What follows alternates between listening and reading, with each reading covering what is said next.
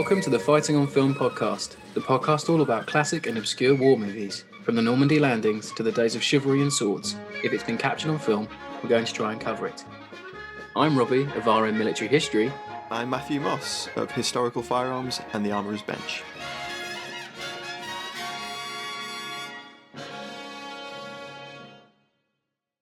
Welcome back to another year of Fighting on Film. Happy 2023 to you all, and we hope you had a wonderful new year.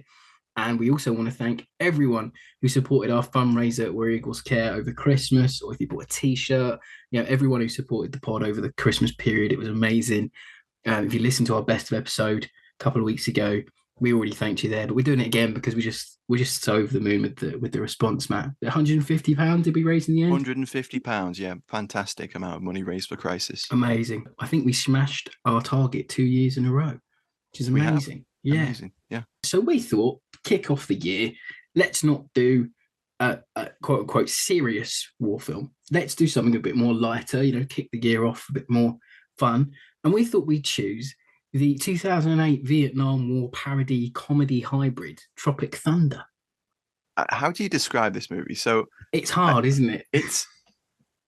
It's a movie about the making of a movie, which is a Vietnam War movie based on a book written by a Vietnam War veteran who, turns out, spoilers, isn't actually a Vietnam War veteran.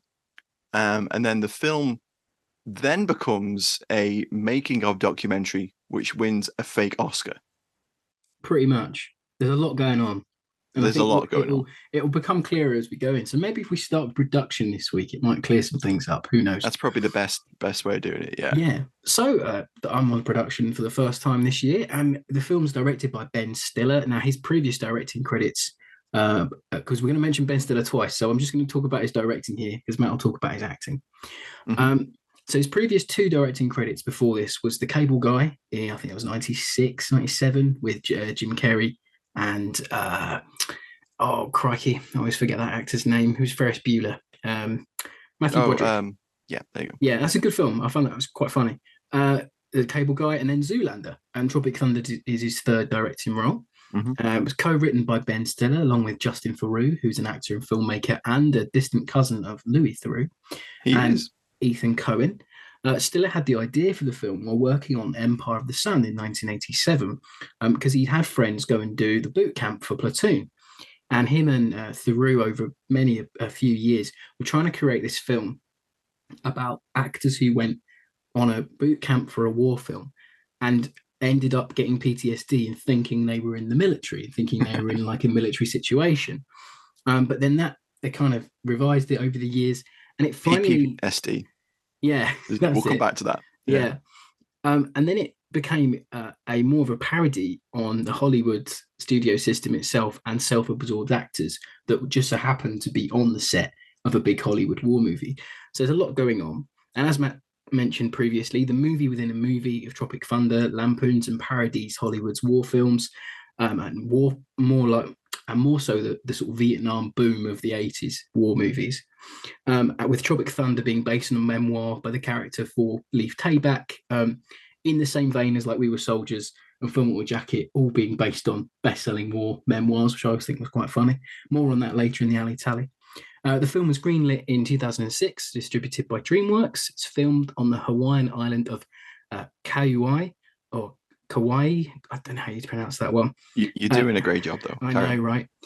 Which has also served on location for blockbusters such as 1993's Jurassic Park, and was used in the opening shot of the MASH TV series, which I was quite interested.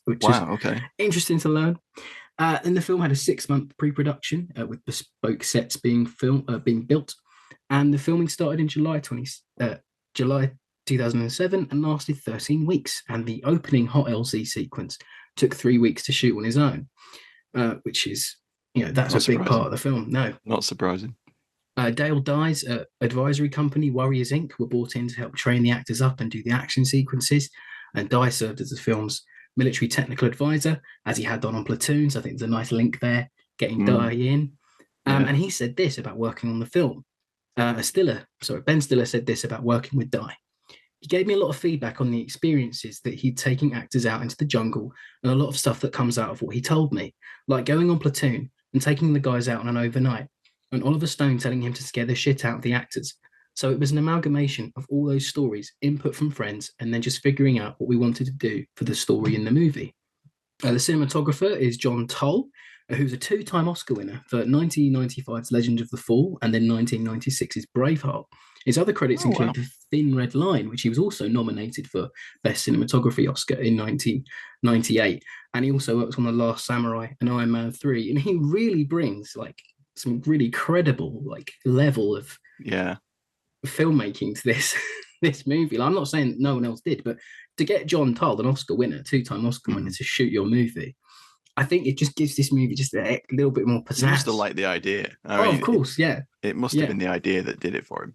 It really is. And look, I got the Blu-ray of it, and I watched a lot of the special features, and just seeing how like sort of respectful Ben Stiller and the rest of the production crew were to his process. You know, he'd go out and take set photos. He'd come in with like charts about lighting, things like that. So he was really, really taking it very seriously, and it really shows.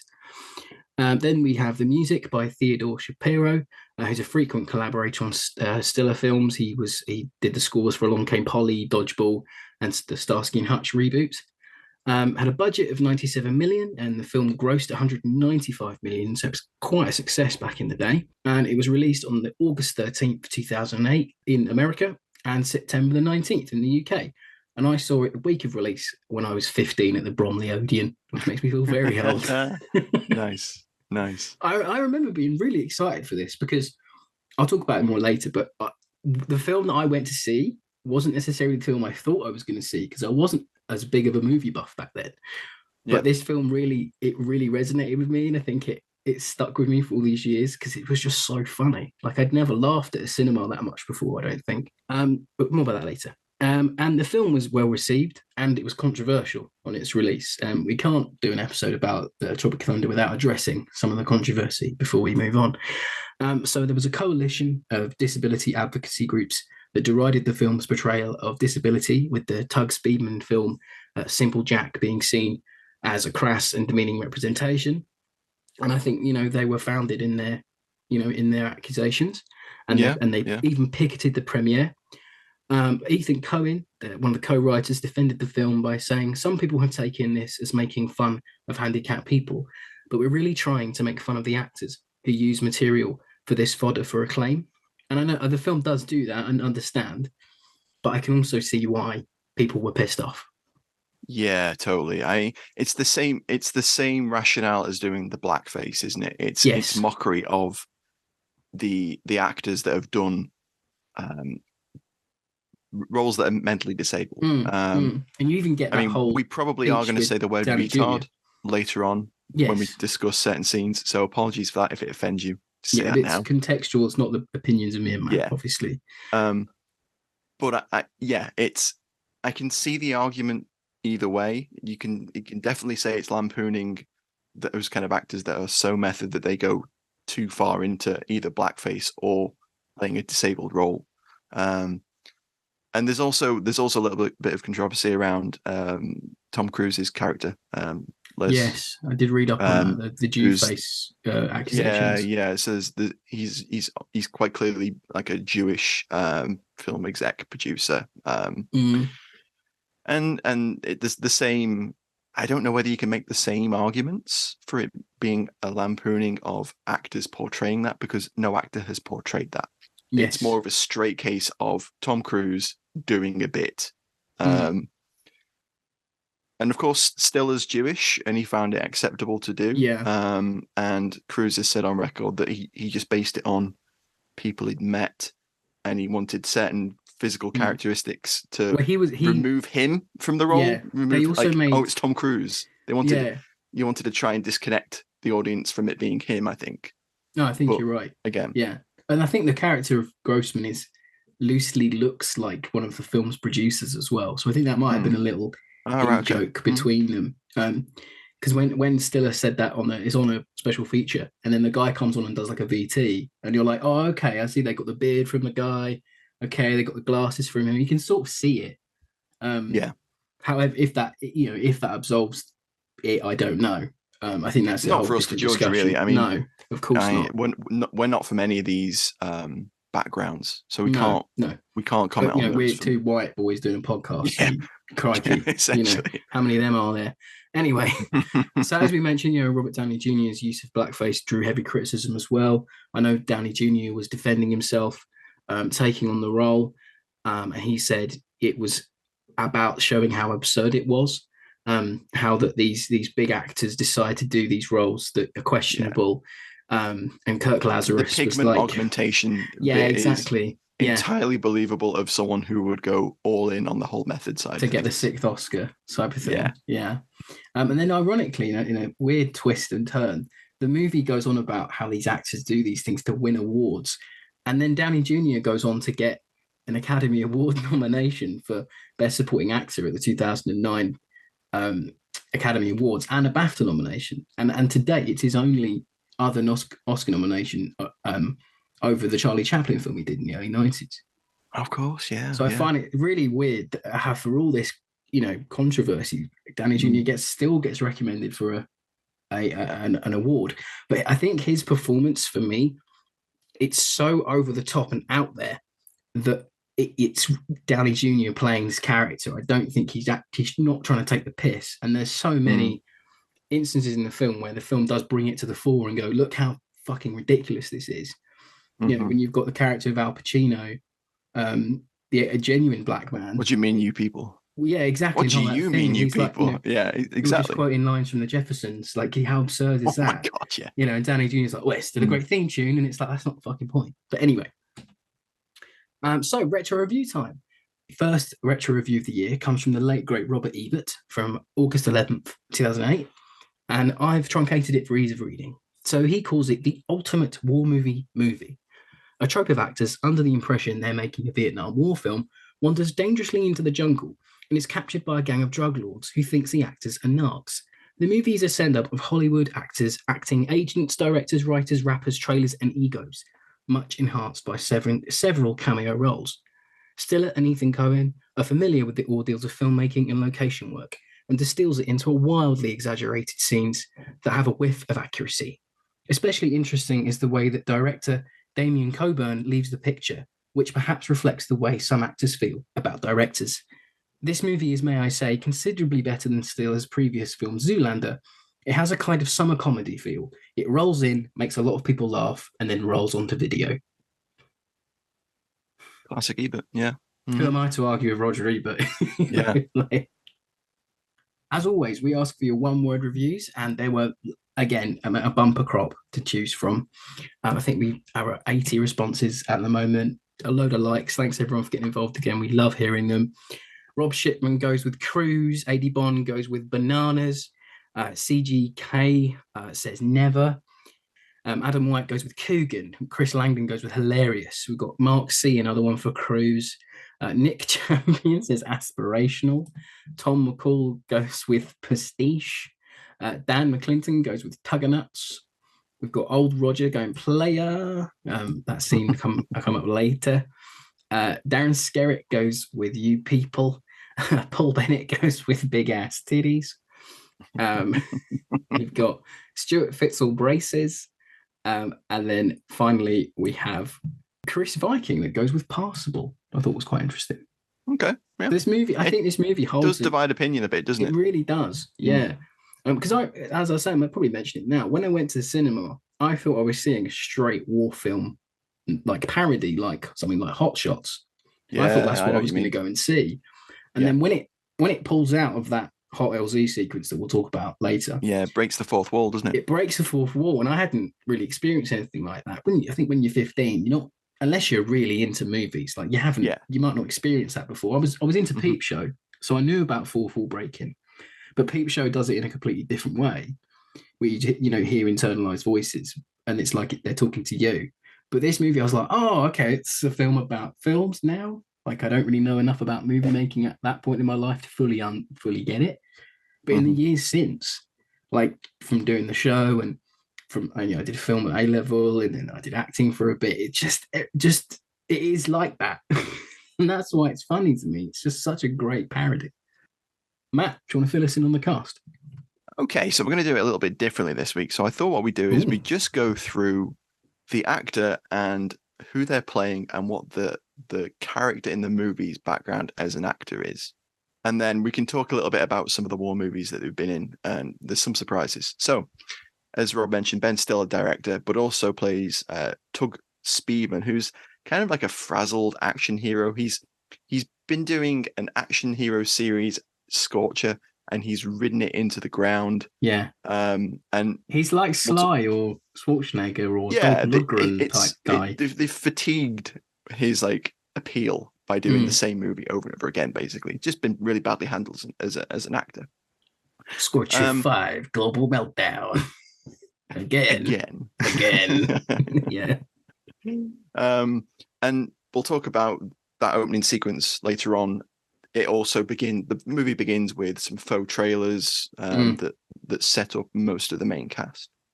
Then we've got Jack Black, who plays Jeff Portnoy, who's a drug-addled comedy actor who is in a series of films where he plays all of the roles, which is very reminiscent of late 90s, early 2000s Eddie Murphy, yes, where he plays all of the roles. And it's called Fatties, the Fatties series. And his main claim to fame is he can fart on command. That's it.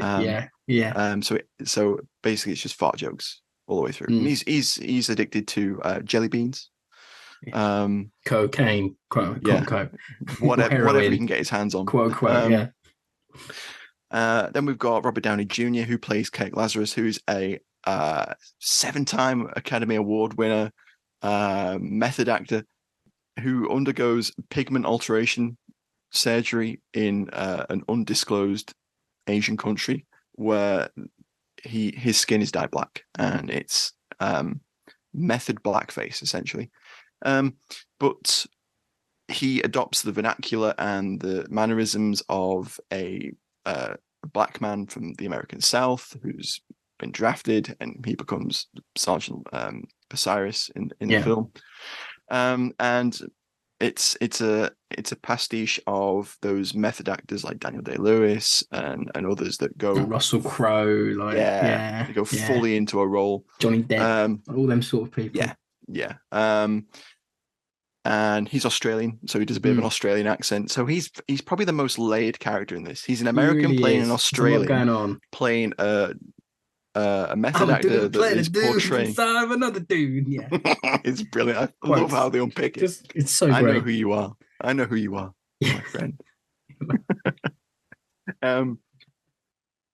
And the really great bit is he's coming off the back of a really big movie with Tobey Maguire called Satan's Alley, about a pair of gay monks, priests. Yeah. And it's like the trailer for that is it's hilarious. It really is. That was shot in Hawaii again. I know, in one day. In one day. Yeah. In one day. Anyway. So we had a flight to catch. They did a favor on like a 2-wall set. But Stiller was saying in the commentary I listened to. But he's perfect. He's perfect. It's great, isn't it? And they're like Teen Choice Awards, Best Kiss. yeah. Tobey Maguire. Then we got Nick Nolte, who plays Four Leaf Tayback, who is the author of a best-selling Vietnam War autobiography, memoir, and he has lost his hands in the line of duty, and he has a set of claws. And Nick Nolte knocks it out the park. It's really good. Perfect for it. We'll talk more about him in a moment. Then we have Steve Coogan, who is acting his little heart out in the 4 scenes he has before he is sadly dispatched. And he does a great job of setting up that character and the crux of the movie. Yeah. And the emotional punch of like, oh fuck, you know, when it happens. Yeah. Damien Coburn. Which is also, it's a riff on like directors who go from theatre to film and can't hack it. It's just great. Mm-hmm. Yeah. Then we've got Jay Baruchel, who plays Kevin Dusky, who is a novice actor who's done one film before and is just cast because I think they've run out of money. It seems that way. There's a lot about his character they cut. So, because I think he thanks, there's this extended sequence of the 1-week party, and in the version on the Blu-ray at least, he thanks Coburn for casting him, And Mhm. like, and he's like, oh, thanks a lot. And it implies he went and did the boot camp when no one else did. Yes. So it's Yeah, like you it's see a bit really of that interesting. in Yeah, one of the behind the scenes things that yeah, we'll it's talk about. funny, isn't it? Yeah, it's great. And then we have well, he plays the straight man, doesn't he, He essentially? does. Yeah, yeah. We should note that before we move on. And then we have Danny McBride, who plays Cody Underwood, who is hilarious as the film's like helicopter pilot and also explosive expert, like the pyro dude. And he talks about nearly blinding Jamie Lee Curtis on the set of Freaky Friday, Freaky Friday. which has got like no pyro. Yeah. No, it's so good. And then we've got Brendan T. Jackson, who plays Al Pacino, which Yeah, is obviously a riff on Al Pacino, and he's yeah, a closeted gay rapper. The reveal of which is quite funny. yeah. It's not bad. But he's got like a hyper masculine rap career where his big song is Busting Up. No, is Booty shake. Booty Shake is the drink, and Oh, it's Busting the Up drink. The is the energy bar.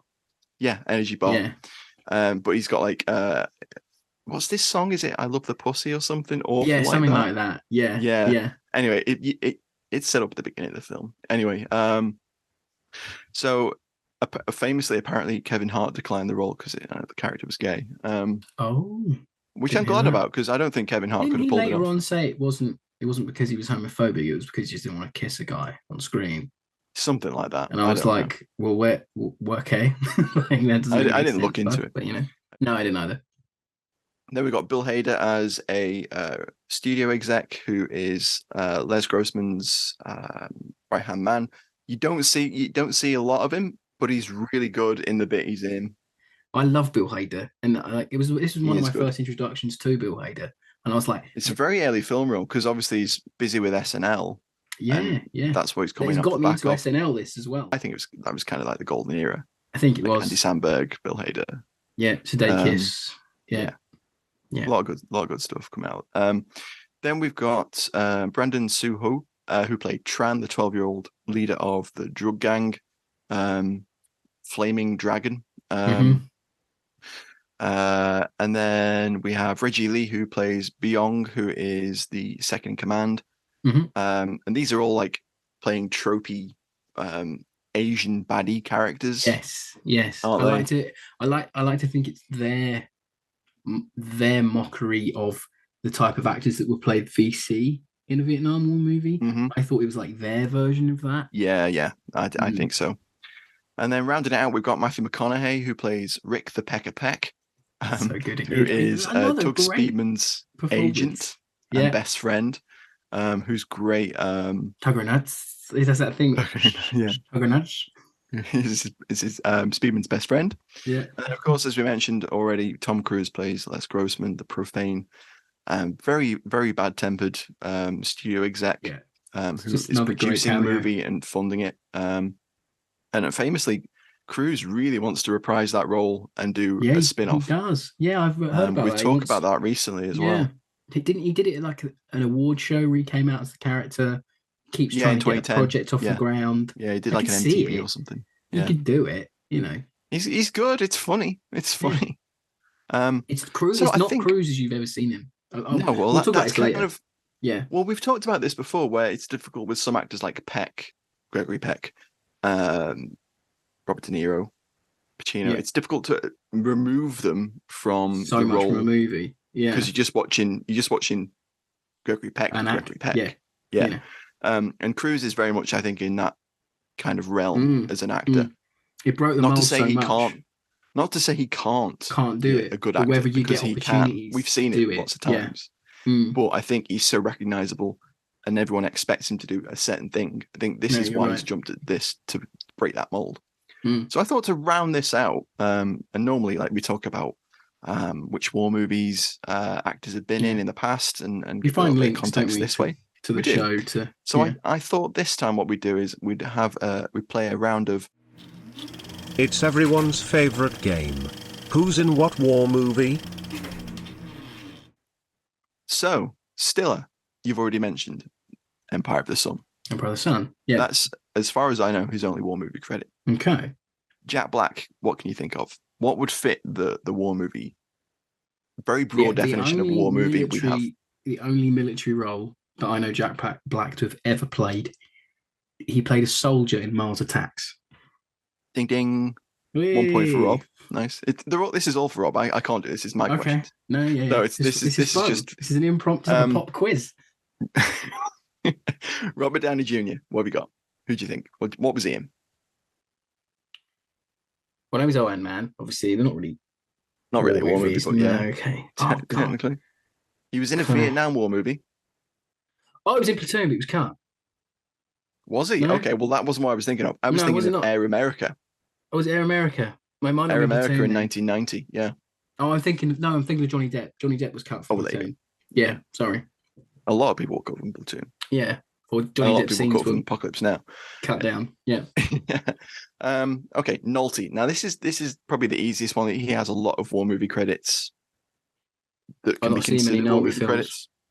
I know he did one where is it like called not Serbia or something, where he plays like a war correspondent? Under Fire, yeah. Under Fire. Right, okay, good. Thank God for that. Yeah. Then we've got 1989's Farewell to the King, where he's a US deserter that is with the headhunters with Nigel in Borneo. Havers. Is that with the one? Nigel Havers. That's the one. We need to do that. That movie looks batshit. We do. We need to do that. It is mad. Then, of course, what's the obvious one? Blank. Do you want a blank? Thin Red Line. Oh, of course. Yes, of course he was in Thin Red Line. And Hotel Rwanda as well in 2004, opposite Don Cheadle. Yes, he was the UN army man. That's right. Yeah. Coogan. What war movie has Coogan been in? Really? Hope people playing along at home. Really? Oh. See, me and Matt are big Coogan fans. Mm-hmm. Oh, God. You know about this film, Rob. We've talked about this film. You know about it. It's one of Paul Greengrass's films. Yeah, no. In the loop. No. Oh, no. That's a movie about war. Resurrected. Was he in Resurrected? Yeah, he was in Resurrected. No way. What was he in that? I think he's the lead. Like he's. I think no. He might not be. David Lewis. You're thinking of? No, that's right. But he is in that film. Oh right. Okay. Yeah. It's a movie about a Falklands veteran. That 1989. God, that's quite early for Cougs. Jeez. Yeah. Wow. Bill Hader. Bill Hader. This is tricky if you haven't seen Bill Hader's recent TV work. Oh, Barry. Yep. Okay. Plays a hitman. Marine. He's a global war on terror US Marine Corps veteran. Oh right. Okay, I didn't know that. Not seen Barry. I heard a lot of good things. I need to watch that because it does look good. All the clips. It's hard to get HBO stuff over here. Yeah. It is. BBC needs to try harder. It's on Now TV, I think. You can get all that. Is it? Okay. McConaughey. I want to say Captain Curious Mandolin, but that's not right, is it? No, it's not. It's not. Not a bad guess though. Around that time. He wasn't in Black Hawk Down, was he? Because everyone was in there. No, he wasn't. I know everyone was kind of in that, but no. Sahara? He was in Sahara, but it wasn't Sahara the war movie. No, it was like an adventure movie. Yeah, I was thinking the adventure one had a bit of war in it. No. You give up? Oh, God. All right. Oh, God. U571. Of course. Yeah, got it right on the shelf over there. Tried to get that one on the back of my brain. Wow, fair enough. And then finally, Tom Cruise. Got a few you can throw into this. Yeah, got a few there. The one where the sci-fi war one, where he's like Edge of Tomorrow. Yeah, Edge of Tomorrow. Yeah, I quite like that. That's one. Valkyrie. That's two. Valkyrie's two. Ooh. Last Samurai. Of course, yeah. We've mentioned it before. Yeah. Fair enough. Last Samurai. Taps. What's that one? That's they're in a US military academy and they mutiny. And there's a siege, an armed siege. Because the principal of the school is being forcibly retired and the kids rebel. That might be fun. Sounds like The Last Castle, but not in a prison. Yep, kind of. War of the Worlds. Yeah, okay. I'll give you sci-fi again. Yeah, I'll give you that. Yeah. Top Gun, Of course, Top Gun. Why did I think Top Gun for? and Born on the 4th of July. Of course, yeah. Yeah. See, when you put on the spot, it's the whole thing of going. It's hard, isn't it? No, it's hard. I when you watch like The completely Chase or agree. something, you're shouting at the telly, being like, "Here it goes! You should know the, I know the answer." And it's like, well, yeah, they're in a studio with the pressure of camera beaming at them. No, it's Well, there we go. Like, no, good. That was great. We should play that more often. Let's become a feature. Yeah, I thought that would be a good way of doing the links to past war movies that these actors have been in. But that rounds out cast. That takes us to Ali Tally. It does. It's time for Ali Tally on Fighting on Film. Before the Ali Tally started, Matthew just pulled out a 1958 British Army water bottle and just started chugging for it, and we had a bit of a laughing fit. Anyway, kicking off the first Ali Tally of the year. So for me, it's a bit unfair because I'm going to do a whole scene for my Ali Tally, but I think it fits. So it's the hot LZ scene at the start I mentioned in my production notes. It rides the line again, and I said this with Where Eagles There, but it rides the line between pastiche and parody. I saw the scene for the first time in the cinema, and I thought the whole film was going to be this exaggerated, over-the-top take on the war movie, but then it obviously opens up into what the movie is about, making movies. But the scene encapsulates everything you've ever seen from a big-budget Hollywood war film in the last 40 years. VC in black pajamas running out of the mist, the bayonet one of the leads, like in We Were Soldiers.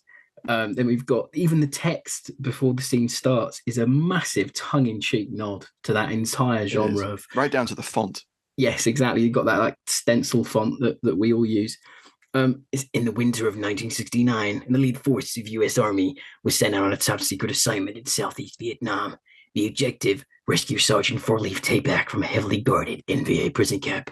The mission was considered to be near suicide. Of the 10 men sent, 4 returned. Of those 4, 3 wrote books about what happened. Of those 3, 2 were published. Of those 2, just 1 got a movie deal.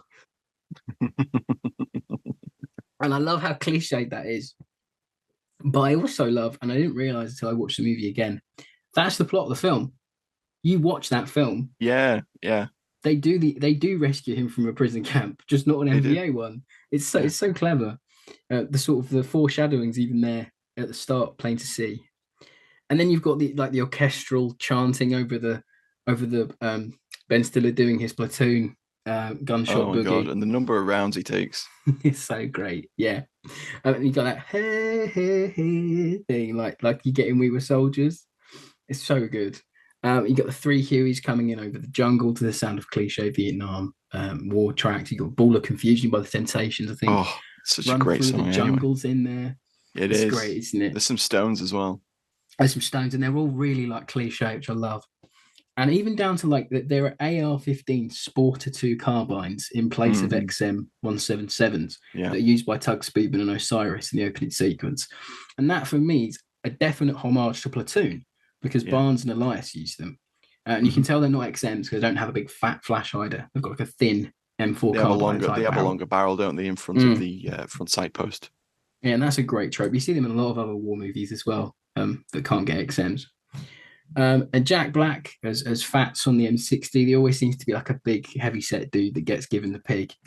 And I happily would have seen just much more of the ensemble do the Nam shtick. And apparently, according to the staff of Warriors Inc., like Jack Black was worryingly good with the M60.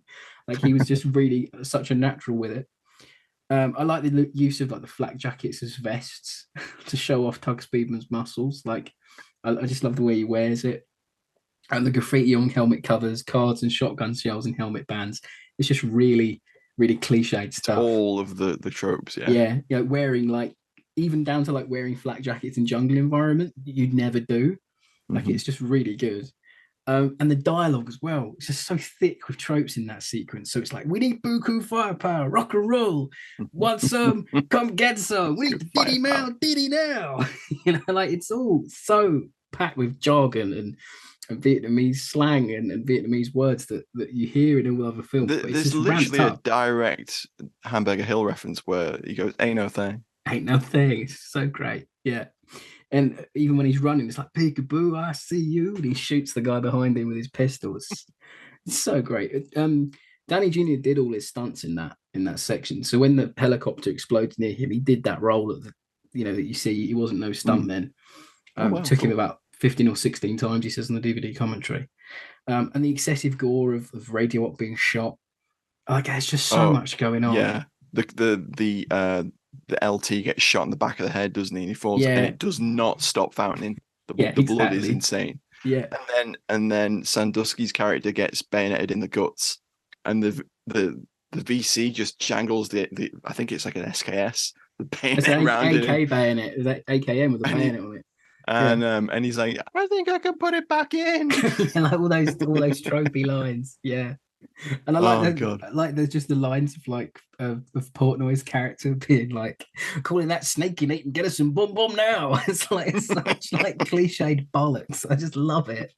It's none of it makes any sense. No, my favorite out of it all though is when Downey Jr. is there with Stiller after he's carried him back, and they've been they've landed after Stiller has battered away a hand grenade with his hands and had his hands blown off, and he says, "Take my hands," and he picks up his stumps and he's holding his hand, and Downey Jr. just looks at him and goes, "Survive." It's so good. Instead of like all the tropes of like hang in there, you're gonna make it, he just goes, "Survive." Survive. And that's where the film clicks to be parody. But that sequence could just the way it pulls out though, so good. It's very clever. And you got that huge just back set of everything that goes into making a film. They shot their own set. They said they didn't, there was no point wasting money creating a whole fake crew, just shot the crew. Because if you look in that sequence, the genuine cinematographer is just standing next to Steve Coogan.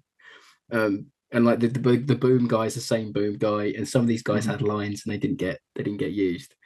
But there's even like references later on in the movie. So Speedman's breakdown is like reminiscent of Sheen's character at the start of Apocalypse Now, and then he goes a bit Brando with the there's definite Brando at the end. Yeah, and they shoot him the same way with the shadow because they were trying to not show you how fucking fat Brando got. And then there's a bit where they do that thing. I can't explain it very well, but you'll know what I mean. So when in Saving Private Ryan, when Tom Hanks comes out of the landing craft and he finally makes it onto the beach, he's got that ringing in his ears. Yeah. He looks around and everything's sort of going on in slow motion. I know the scene you're going to mention. Yeah, and someone shouts at him and goes, "What the hell are we going to do now, sir?" And they parody that right near the end. Which is such a blink and you'll miss it reference. It's so Jack Black's like shouting about a pain in his ass or something. Something like that. It's great. I just love it. And it's a very quotable film. It's very quotable. And it's just, if you love action movies and you like war movies, like that opening scene is so tropey. It's such an indulgent scene. That's why I like it. And that's the alley tally for me. That opening sequence, that's my alley tally. If I can have two favorite scenes this week, that's my alley tally. Yeah, that's allowable. Alley tally for me, it's got to be Downey's cut down Ithaca 37. It's so cool. Yeah, which is like the least useful weapon available, and he carries it. He's great. Smoking fools with it though in that sequence. Yeah, I know. It's great. I love the bit where he drops his belt gear and just takes a 45 and he puts it against Al Pacino's like face and says, "I'm gonna go and get him." That's great. My other favorite bit is McBride's slingshot, where he's slingshotting like pyro at the end. Great, it? Yeah. Into like the drug gangs like huts and stuff. I would say the circa 2008 armored TiVo box also deserves a mention for taking that RPG. TiVo. My friend TiVo joke is so dated. Gets TiVo. Yeah, it's really dated. Another 5 years and people are going to be like, don't get that. That kind of scans now, like, sort of, because people just know nostalgia wise. But at the time, is it like a box that you could pause live TV with or something? Yeah, in the UK, the closest thing would have been like a Sky Plus box. Oh, okay. Yeah. Yeah, basically. There's an extended scene. You can record TV on it. That's what it is. It's basically just a recording. Yeah, in the alternate ending, McConaughey's character gets dragged away by the flaming dragons, and then they watch the Oscars together, and they've been taking bets on who was going to win or not. And it turned out that Peckerman had a bet against them to win an Oscar. So I don't know whether you noticed this, but at the very end, where they're pulling away in the helicopter, and you see McConaughey run into the jungle, Yeah, that looks really weirdly sped up, it does a bit. Yeah, doesn't it? I did notice It kind of a just little he bit. starts slow, and then like it speeds up massively, and he sprints into like a tree line. Getting out of there. One last thing for the alley tally would be, I think, the M9 flamethrower that Nolte That's cool. lights up the camp with, and it's another trope. It's the never-ending flamethrower. You get like max 10 seconds on a flamethrower, and he's there just holding the trigger down, walking around. So good.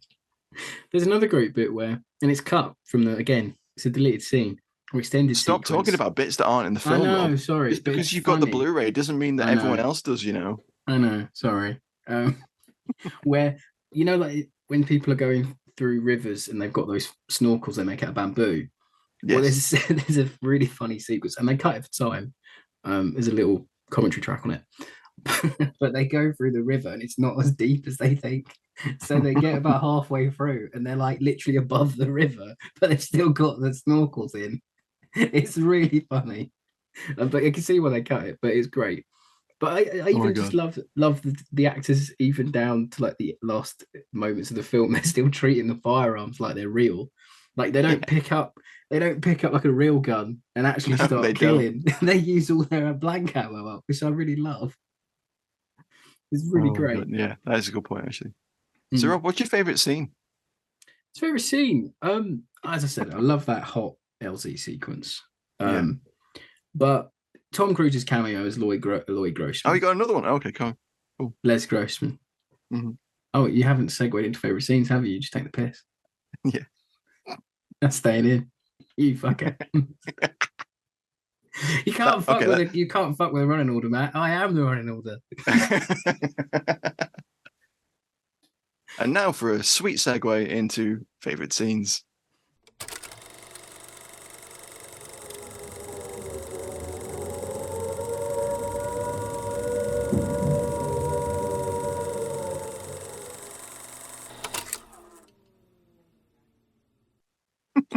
Make me look a fool on my own show.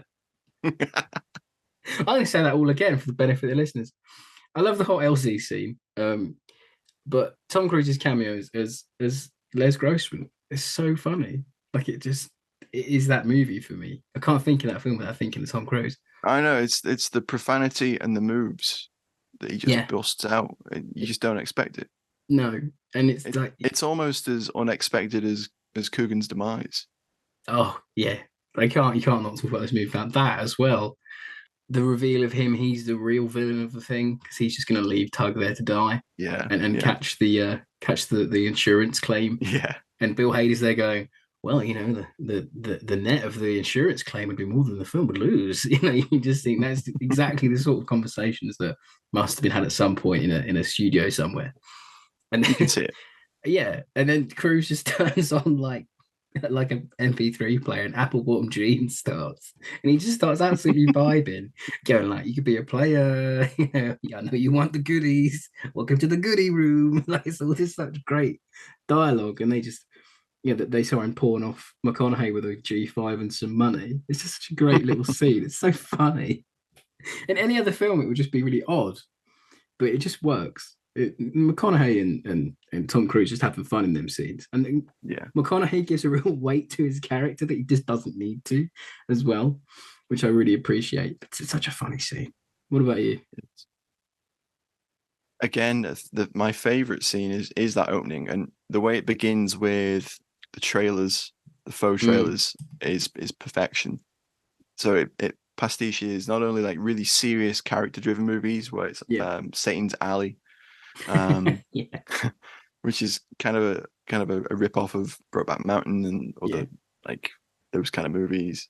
It rips off the action genre really well with the Scorcher. It's basically the Earth gets global warming times 1,000. and he's the only man that can apparently save us. Anyway, it's not explained. He's holding The a baby. plot He's makes no got two sense, guns. but It's that's the weird. point. Yeah. Then he has two babies and two guns. Two guns, It's yeah. typical stuff. It shows Jack Black's Fatty's fart 2 sequence, which is just mostly farting, and it's just that awful, like, crass, most base level comedy. And it just does it really well. And of course, I won't rehash the entire like conversation we just had about that scene, but there is also a Wilhelm scream, which is always nice to Really hear. early on. Yeah, you're right. This is nice. Which is perfect. And then Perfect fits.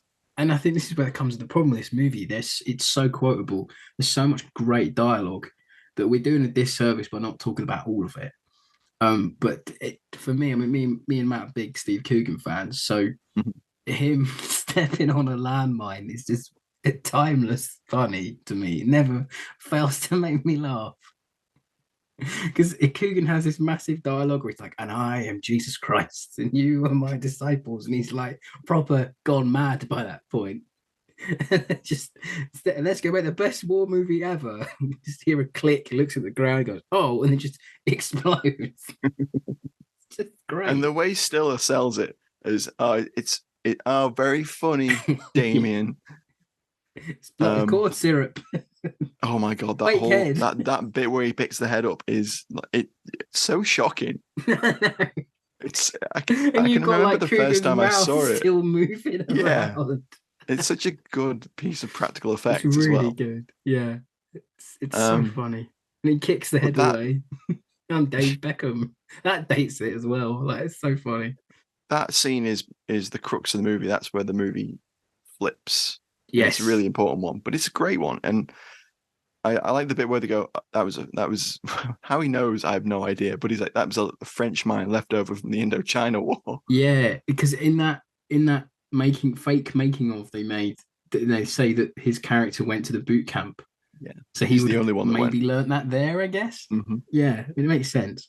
I mean, we mentioned it's so quotable, but I mean, let's just throw out some quotes. There's the bit where Tug goes like full immersion, and he's like, "It's beautiful out here. I've moved on, and way beyond TiVo." Oh, way beyond TiVo. Yeah. And he's like got a panda head. Yeah, he's murdered a panda. And he's watching something on his iPod. And Pecker thinks he's killed a prostitute, and he's saying you to get lime and bathtub, just insinuating that you melt the woman.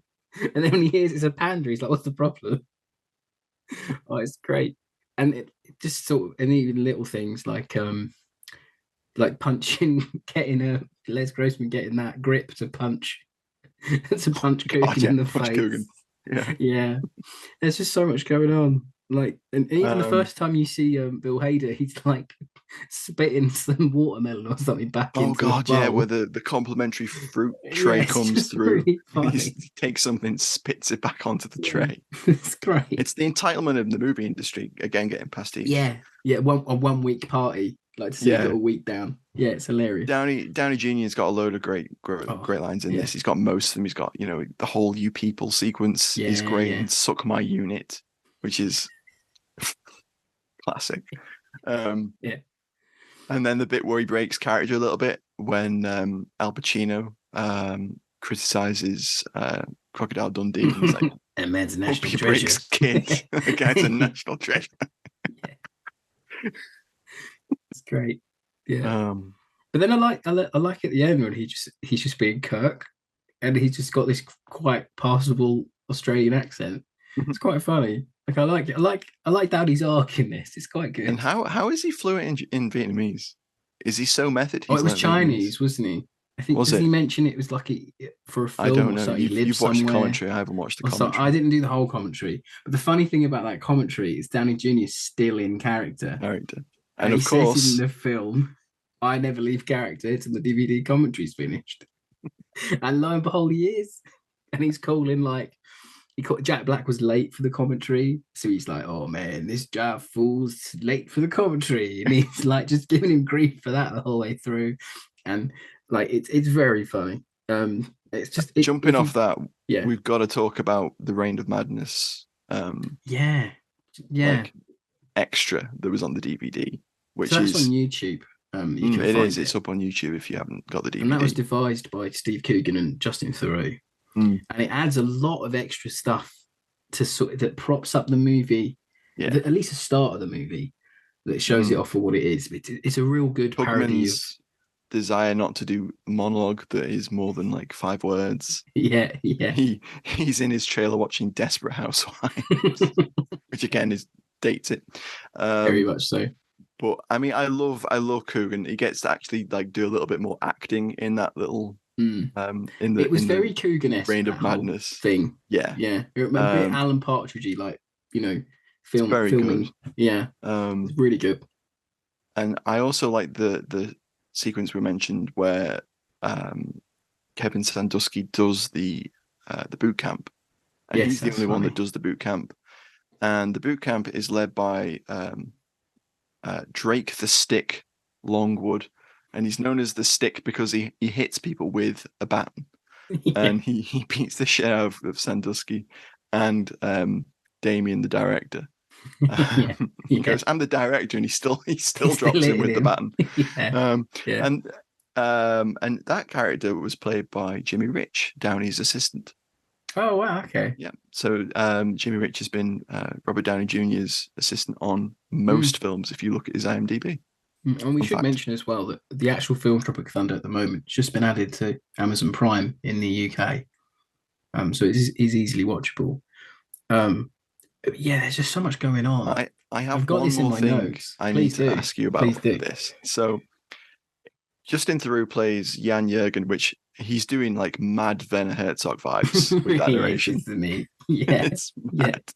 But in Reign of Madness, it shows that there's a rainstorm and they have to break production. So of course, Downey Jr.'s character is full method, so he hires a period C-130 to take him and his real fake family flying because he gets the family of the guy in. He gets Sergeant Osiris's real family to come to the set to accept him as doing the character. So it shows them on set, and he's there with like the dude's wife and his kids. Yes. And they all accept him, and it's shown as like, yeah, it's great. And then it shows them back in Galveston, like his home, like Osiris's hometown. And he's gone full immersion again of like when troops came back from the war, and a bit of PTSD. He's a Black Panther. He's got PTSD. He's got them in stress positions. He's holding them up with a gun. Yeah. So, it's the dude's actual family. But, of course, the whole crux of the movie is none of it's real because Nick Nolte's character made it all up. So who are that family? I know, right? Who's that family? Exactly. Yeah, exactly. Maybe they're actors that they got into appease Kirk or something. Maybe the studio knew really, and they just hired some actors. Or maybe the guys were real, but Nolte embellished the story about real people, perhaps. Well, Nolte's character says he was like in the Coast Guard as a refuse worker or something. He was a garbage man in because I like how they sort Coast Guard almost kind of insinuate that he's a bit fake with what he's wearing because he's got like every badge under the sun on. There's nothing like, it doesn't say like Tropic Thunder anywhere on his like jacket as if he'd had like a badge from his time there. Yeah. So I don't know if it's intentional, but I think they kind of try to show you early on that he's bullshit. I can see that. But I love that. If you've seen Hearts of Darkness, the making of the Apocalypse Now that came out in 91, if you haven't seen that, please go and see it because it's a fantastic piece of documentary making. But it's such a great parody of that, even down to a tropical storm. That's why it's worth talking about. We never talk about DVD commentary stuff, but for this it's worth talking about because it adds a lot to the movie. And if you're a war movie fan, like it's something to find out. And I think that probably segues into final thoughts this week. Matt, do you want to kick us off? Yeah, it's a really clever concept, and no one's done anything like it recently. And it works so well to pastiche so many elements of the genre that we love, and also filmmaking in Hollywood, which is phenomenal. I think there's some really great performances. I think all of the main cast completely go for it, are totally on board. Coogan does a great job of selling it. I think everyone's really well directed by Ben Stiller as well. I think Yeah, that's the direction underrated. is good. The pacing's really good. I know it's a comedy movie and they do tend to move quicker, but there's a lot. It's well paced, well shot. It There's is. nothing It I is. can pick it out. Nick Nolte does a great job selling it as well. His comedy chops are really up there. Him and Danny McBride back and forth thing, really good. Yeah, it's funny, isn't it? But I mean, to conclude, more like Tropic Thunder. Hey, that's good. Am I right? Yeah. What about you? I know you got some thoughts. Yeah, as I say, I love this film. I've always liked it. I've had it on DVD when I was younger. I used to watch it quite a bit. And yeah, my only thing about it, and it's not really a criticism. So I was talking about this earlier. I would wish, and that they had maybe kept you watching this fake war film just a little bit longer. Yeah. So, and I don't mean it in that I want to see more tropes, because I think they've done it by that point. But maybe if you'd seen just a little bit more of it, so you were like, okay, well, then the reveal might have been a little bit more of a shock, perhaps. Yeah. Yeah. But that's just because I like it so much. I think because they did it so well. It does it well. Yeah. Yeah. And I also think it's such an interesting movie that it comes out in a time where Jack Black's at a career high with Kung Fu Panda. They all are, arguably. Yeah. Downey Jr.'s just coming on Iron Man, which has totally revitalized his career. It's such an interesting film where it captures these people. Like, I don't think Jack Black's been that great since. Danny McBride definitely hasn't. At the time he was doing Eastbound and Down, which is another great show if you haven't seen that. But he made some bad movie choices and he's not hit the heights, unfortunately. Jay Baruchel's become a director and like a comedy actor, and Ben Stiller's still up there, but he's not doing as much, I don't think. No, he's not as big as he was, and this might be the sort of last big movie, I think you're right, of their careers. But then I also understand why people don't like it as well.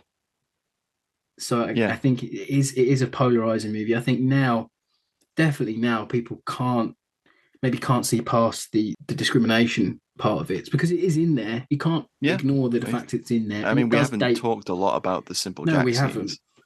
haven't. They do date very badly. They do, and it loses its, even within the film and the amount of time he spends doing it. Once you see the trailer of him do it in the film Simple Jack, you don't need to see it again. You don't need to see him do it again. But he then recreates it because I know it's a plot point, because the Flaming Dragon gang want him to do it because it's the only DVD that they have, which is funny. It's funny that it's the only DVD they have. And it's funny. I don't think it adds as much as it. It's more funny that Speedman gets to actually do it to an audience that appreciated it, and I understand that. And I know what they're going for totally. But there could have been a moment there where he realizes how absurd it is. That might have, and I know they weren't going that. They were going into that he's buying his own hype again type thing. But I thought, rewatching it, I was like, this is a perfect moment for the character to go, this is fucking absurd. Yeah. But then they sort of do that together with him and Osiris, Kirk Lazarus and Speedman having that whole I'm a dude playing a dude thing. So I kind of get it. But yeah, you're right. Something is off about those Simple Jack scenes. They don't quite work. Even the joke of everyone who was up for an Oscar with Tug Speedman playing a character that's questionable. You've got Tom Hanks in the wheelchair. You've got, I think another actor was playing a questionable character. That joke's lost by that point for me. Yeah, it's too far gone. Yeah, it's too far gone, and it's a bit too forced, and it's only on screen for like I suppose the famous scene and the bit where Downey Jr. tells him, you never go full. Yes. Is the crux of that, but that comes way before. Yeah, it kind of sets it up, but the joke about the actors who did it not getting awards and not getting awards, it's funnier than the actual scene of him doing it. Yes, yeah. The word doesn't need to be repeated a lot of times, I feel. But then I think, that's us looking back. In 2008, climate was a lot different. I know now we've taken leaps and bounds of how you tackle representation and disability in film. Away a lot more. They don't make those kind of crass comedies anymore, thank God. And that maybe that film started that trend. Who knows? Maybe it started a conversation somewhere. Maybe it did. Maybe it didn't. Maybe. That's not for us to say. But getting back onto my final thoughts, it always makes me laugh. It's so quotable, and it's in the genre, and there's not many of them. The parody war film, I can only think of 1941, really, that does it. Yeah, there's I not think many there's- parody war movies other than like Hot Shots, which kind Hot of Shots, is. yeah. Is Oh, What a That's Lovely more- War a parody? Almost. Almost, yeah, kind Almost, of. Yeah. mm, But no, Hot Yeah, Shots, you're it's- right. It's in the vein of Hot Shots. mm. Very much so. And if you're a fan of Vietnam War movies, just watch that first scene because you'll appreciate it for all it is. And yeah, I think would you give Tropic Thunder a recommendation now? Yeah, for the pastiche alone, yeah, Mm, I would. It's a film about film, really. Yeah. And I think if you like both of those things, then I think you'll enjoy this movie. So yeah, maybe we should talk about the rest of January. Yeah, we've got a round couple of out. good things coming up. We've got The Wind and the Lion with Sean Connery coming up next week. Isn't this odd, Rob? We're prepared and we know what we're doing next week. This is new for 23. Let's see how long this lasts. I know, right? Yeah. Matt dangled a John Milius film in front of me. I got excited and thought it was Red Dawn. Then he sent me Wind and Lion. So I'm interested to find out about that one. It's great. That looks good. You'll The love trailer looked good. Mhm. And then the Patreon pick is Ill Met by Moonlight with Dirk Bogarde. So we've got a real classic. One of End of the mine. month. Ooh, yeah. One of yours, yeah.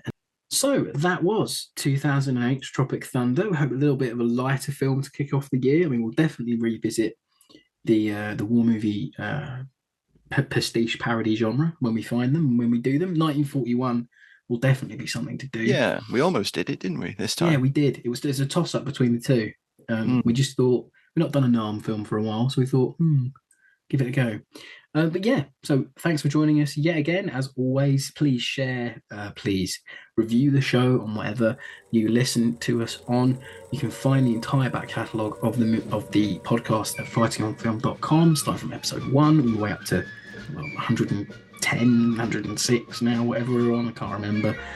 And we'll catch you next week. Thanks for listening, everybody. Thanks for listening, guys. Bye. Bye.